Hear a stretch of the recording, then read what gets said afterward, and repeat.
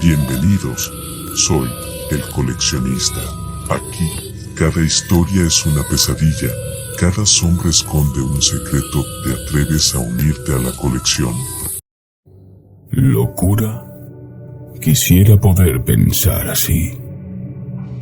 Pero cuando estoy a solas, tras caer la noche, en los desolados lugares a donde me llevan mis vagabundeos, y escucho, cruzando los vacíos infinitos, los ecos demoníacos de esos gritos y gruñidos, y ese detestable crujido de huesos, me estremezco de nuevo con el recuerdo de aquella espantosa noche.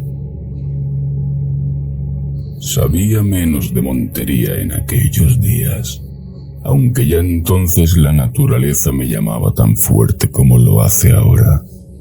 Hasta esa noche me había cuidado siempre de contratar un guía, pero las circunstancias me forzaron bruscamente a desenvolverme por mis propios medios. Era mediados del verano en Maine, y a pesar de mi gran necesidad en ir desde Mayfair a Glendale antes del siguiente mediodía, no pude encontrar quien me guiara, a menos que tomase la larga ruta a través de Port Waiset, que no me llevaría tiempo a mi meta. Habría de cruzar espesos bosques, pero cada vez que preguntaba por un guía, me topé con negativas evasivas. Forastero como era, me resultaba extraño que cada cual tuviera una rápida excusa. Había demasiados negocios importantes en ciernes para un villorrio perdido, y sabía que los lugareños mentían.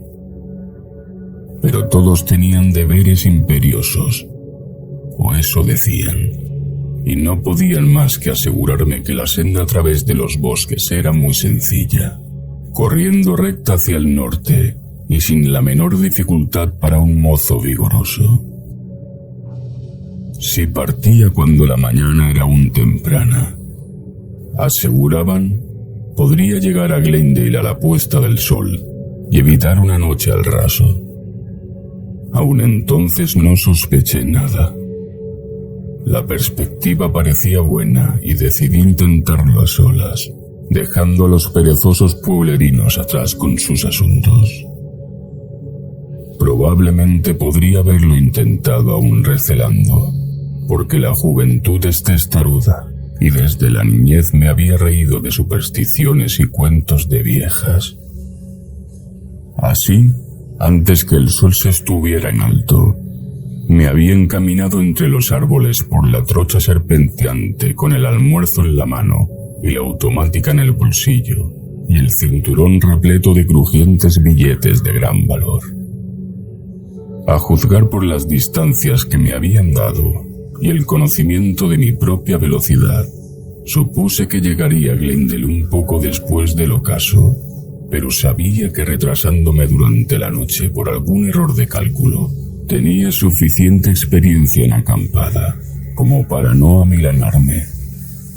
Además, mi presencia en el punto de destino no era verdaderamente necesaria hasta el mediodía siguiente.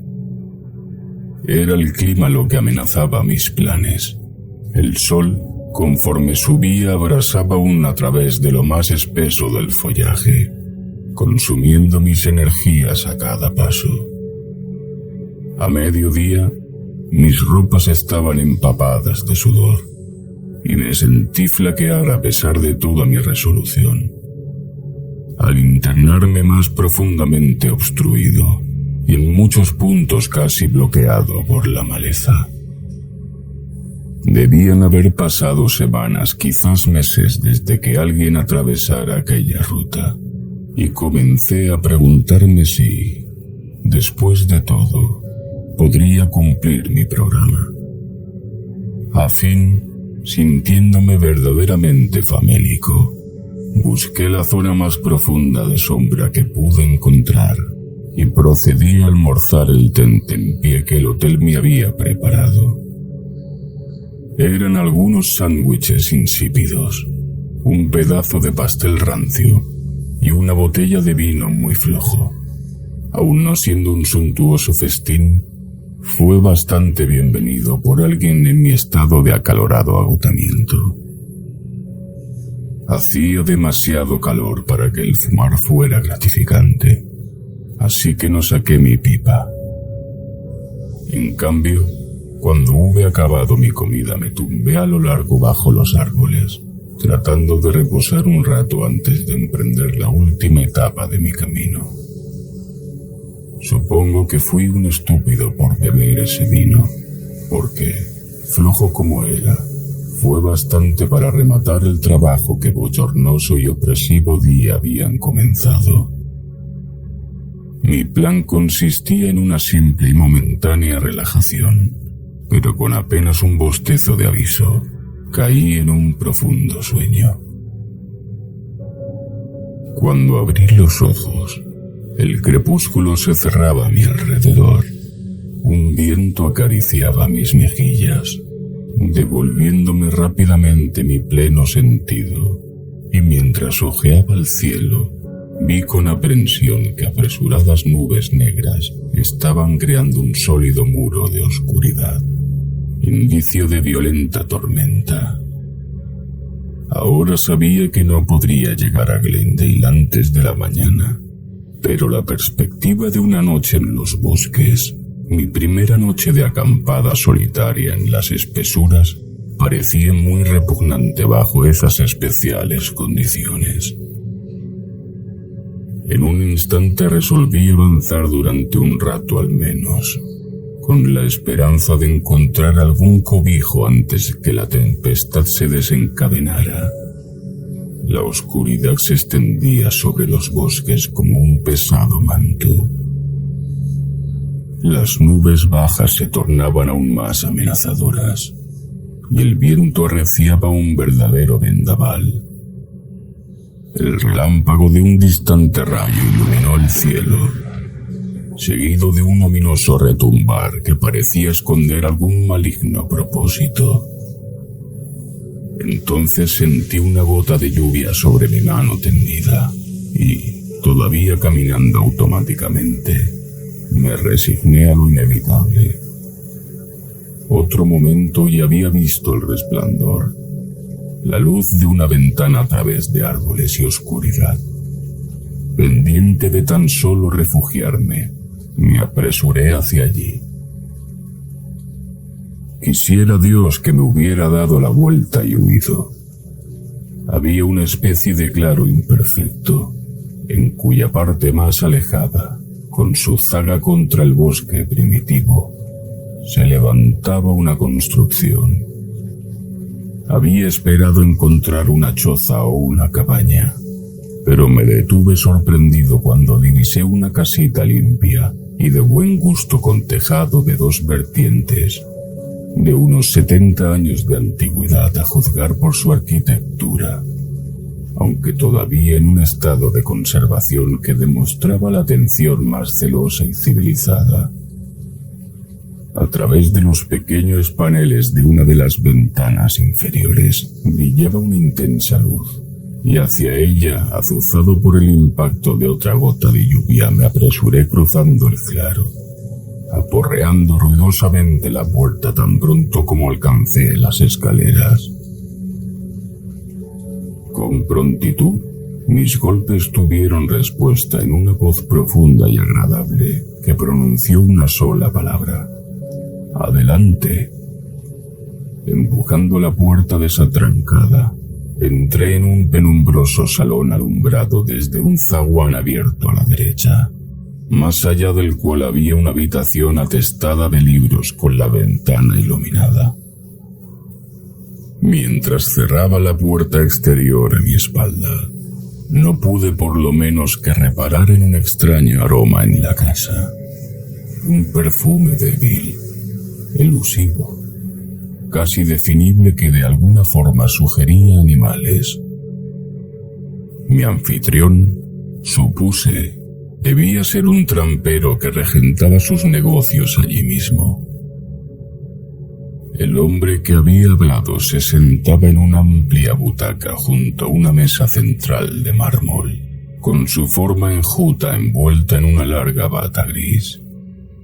La luz de una poderosa lámpara de petróleo resaltaba sus facciones agudas y afeitadas, con lustroso y fino cabello largo y bien peinado, regulares cejas castañas que se unían en ángulo inclinado sobre la nariz, orejas bien formadas emplazadas bajo y atrás en la cabeza, y amplios y expresivos ojos grises, casi luminosos en su interés.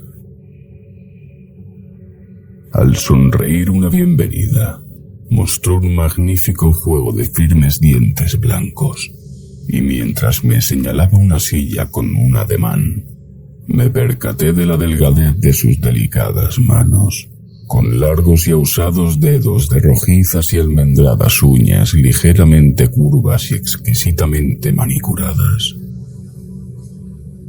No podía menos de preguntarme por qué un hombre de tan avasalladora personalidad podría elegir la vida de recluso.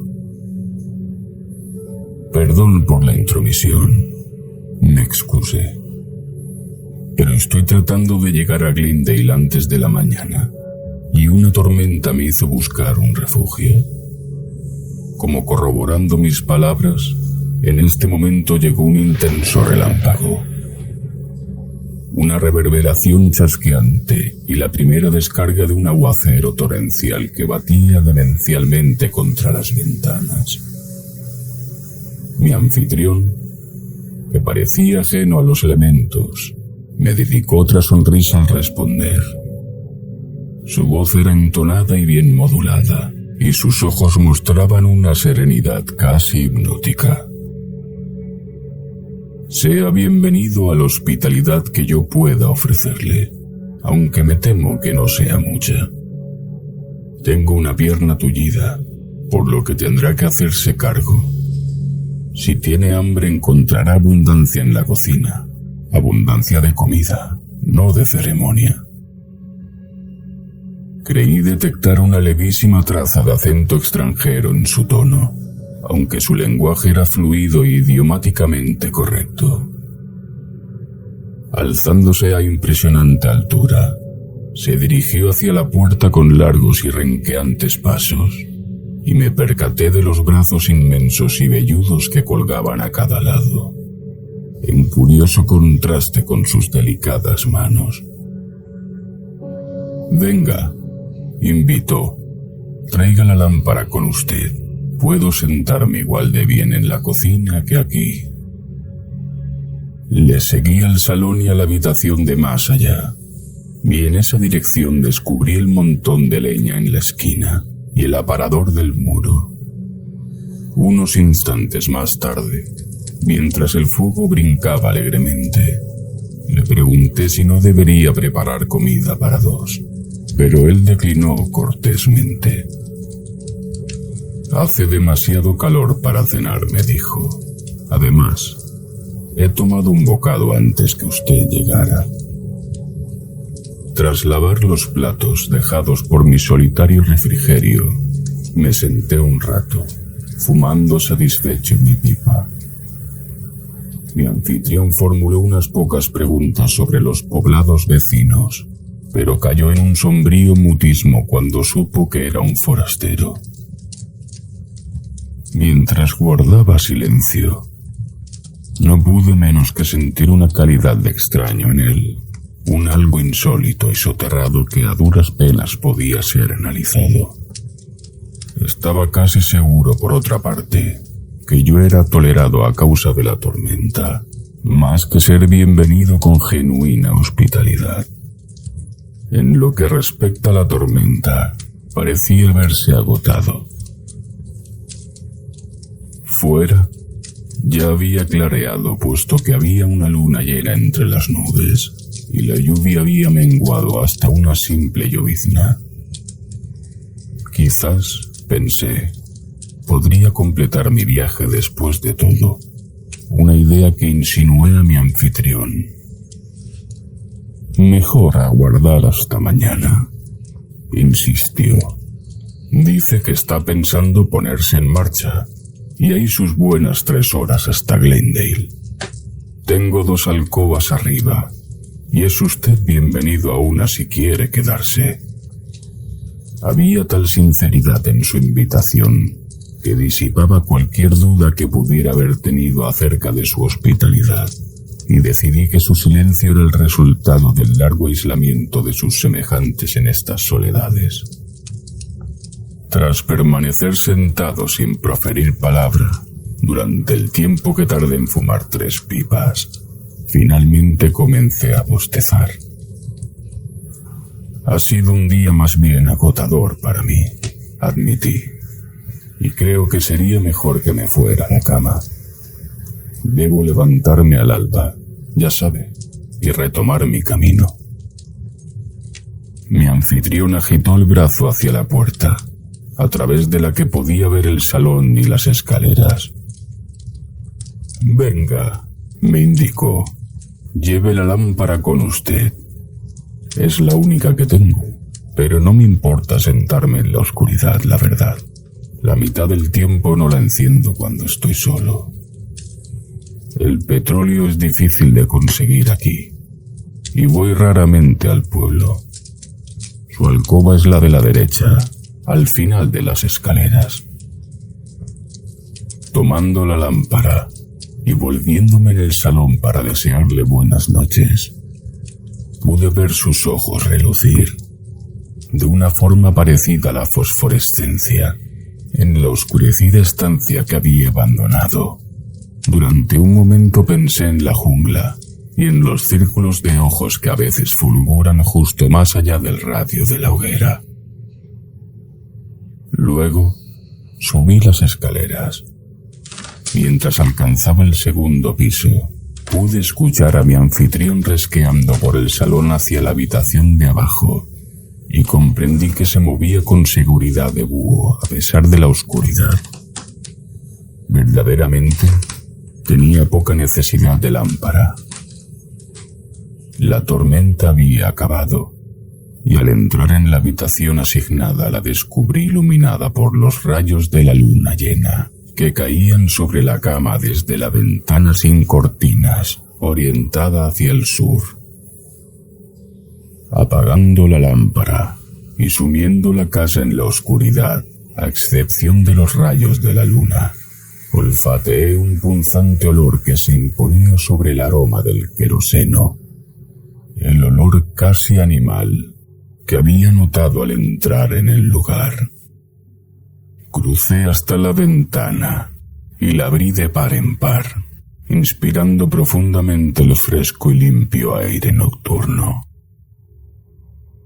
Cuando comenzaba a desvestirme, me detuve casi instantáneamente, reparando en el cinturón de dinero, aún situado sobre mi cintura. Quizás, reflexioné, convenía no ser imprudente o descuidado, ya que había leído acerca de hombres que aguardaban solo una ocasión para robar o incluso dar muerte a los extraños en el interior de sus moradas. Así, colocando las ropas de cama para hacerlas parecer una figura dormida, alcancé la única silla de la estancia entre las envolventes sombras, cargando y encendiendo de nuevo mi pipa, y tomando asiento para descansar o vigilar, según lo requiriera la ocasión. No podía llevar mucho rato sentado, cuando mis sensibles oídos captaron el sonido de pisadas subiendo las escaleras.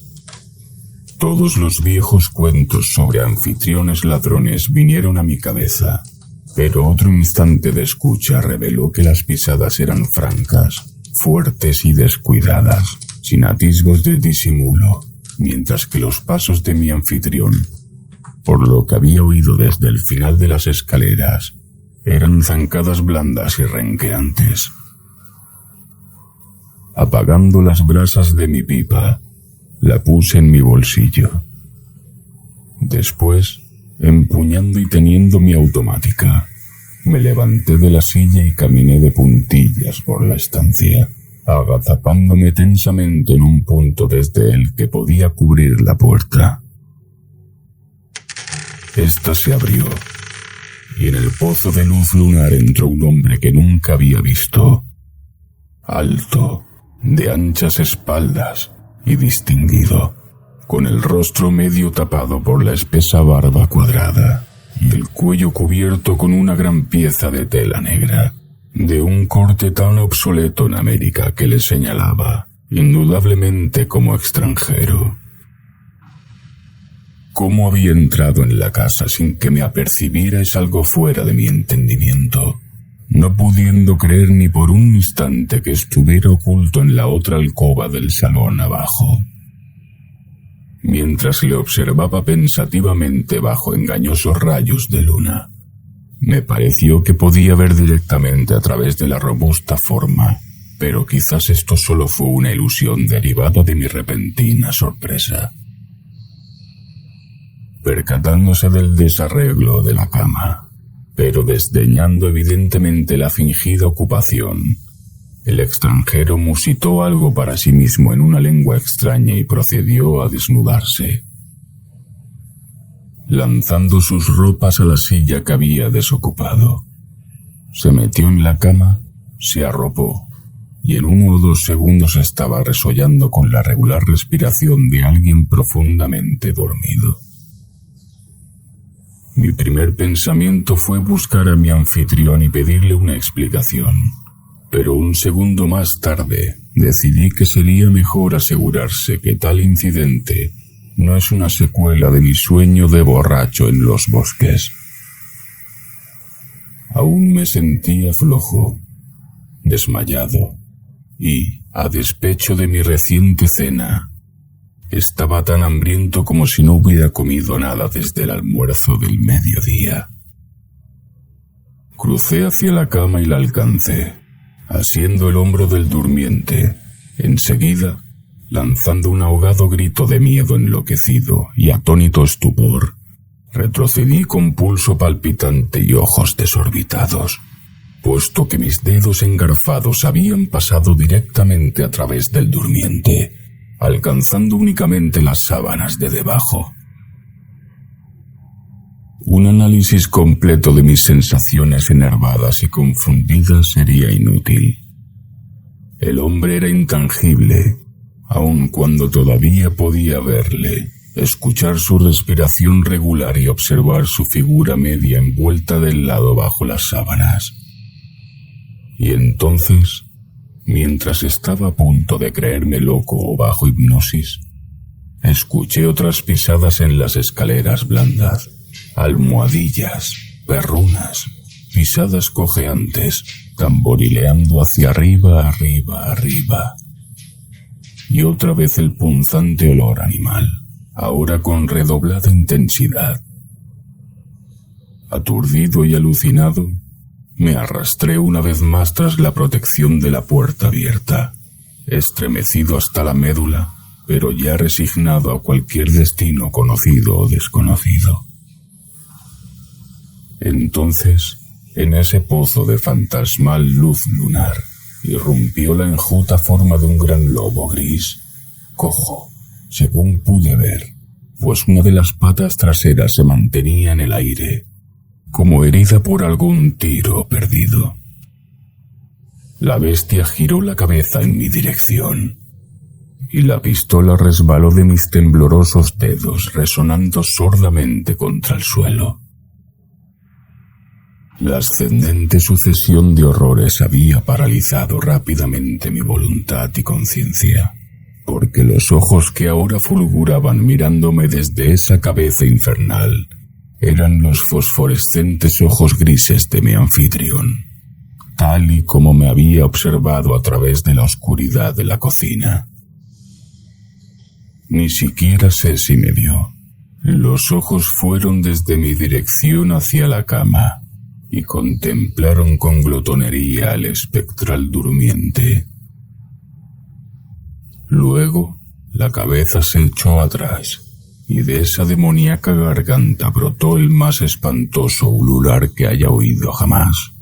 Un aullido ronco, nauseabundo, lobuno, que casi hizo detenerse a mi corazón. La forma en la cama se removió, abrió los ojos y se encogió ante la vista.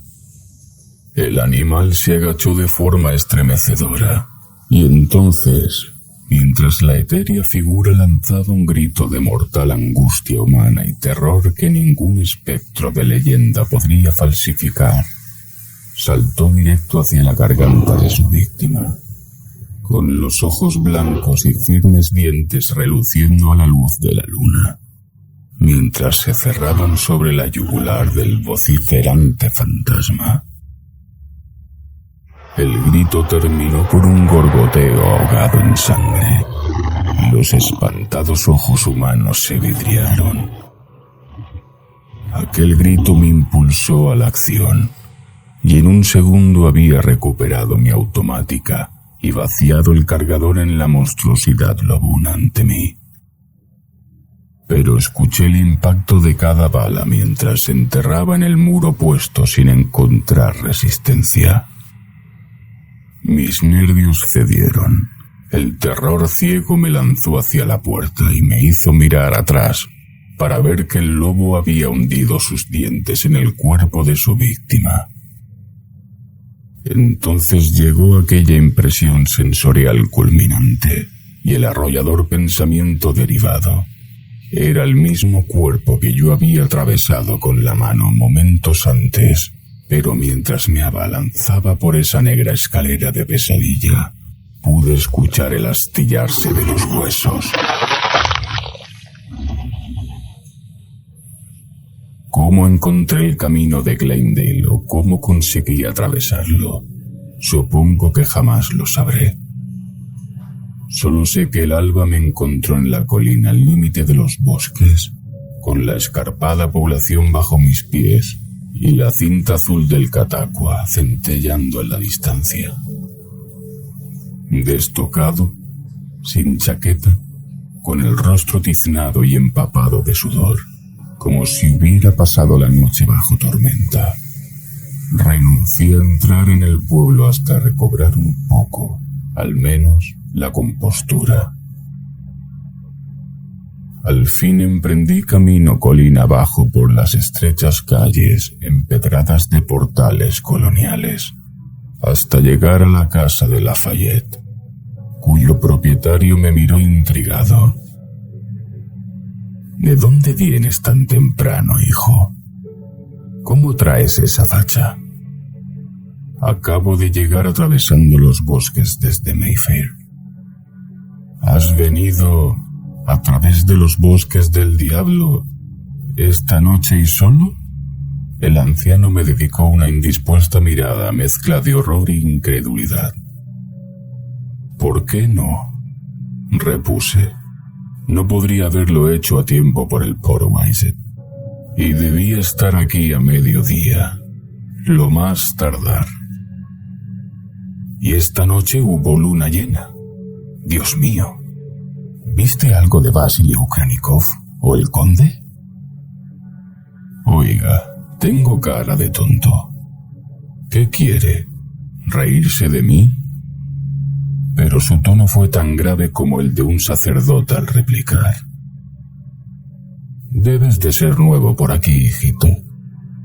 Si no, sabrías todo acerca de los bosques del diablo, la luna llena, Vasily y el resto. Me sentí algo atontado, aunque sabía que no debía mostrarme demasiado serio tras mis primeras afirmaciones. Vamos, sé que se muere por contármelo. Soy como un burro, todo orejas. Entonces contó la leyenda a su manera seca, despojándola de vitalidad y credibilidad por falta de colorido, detalles y atmósfera. Pero yo no necesitaba de la vitalidad o credibilidad que cualquier poeta pudiera haber dado.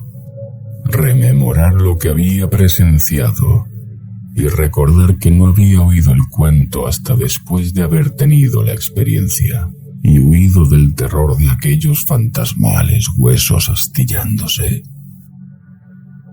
Antes había unos pocos rusos instalados entre aquí y Mayfair. Llegaron tras uno de aquellos follones nihilistas allá en Rusia. Vasily Okranikov era uno de ellos, un tío alto, delgado y bien plantado con brillante pelo rubio y modales encantadores. Pero se decía que era un sirviente del demonio, un hombre lobo y un devorador de hombres.